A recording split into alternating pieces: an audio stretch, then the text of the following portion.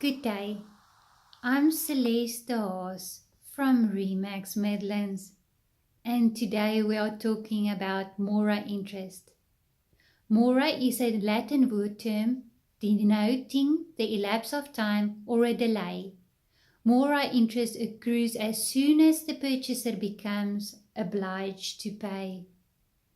If there is a delay in the registration of the transfer of the property, for which the purchaser is responsible, the purchaser shall, in addition to any occupational rental payable, compensate the seller by way of an interest payment on the purchase price calculated at prime overdraft rate plus 3% per year.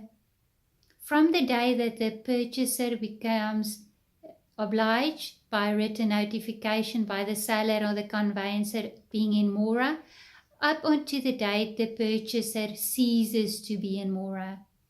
Thanks to this clause in the sale agreement, the seller will be entitled to claim penalty interest against the purchaser if a delay in the transfer process is caused by the purchaser. The question arose if a seller is allowed to claim mora interest from the purchaser in situations that aren't covered in the sale agreement. This question was considered in the case of 2013 of Crooks Brothers Limited as the sellers versus the Regional Land Claims Commission of Mpumalanga as the purchasers. As a means of settlement for land claims made by various communities, Crooks Brothers Limited sold a number of farms to the state, who was represented by the Regional Land Claims Commission of the province of Mpumalanga and the National Department of Land Affairs.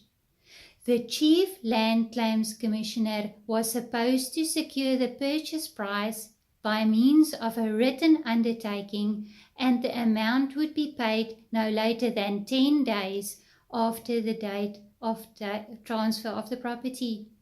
Within 14 days of the seller's conveyancers making written request, the undertaking was to be provided by the state. However, this took several months, instead causing a delay.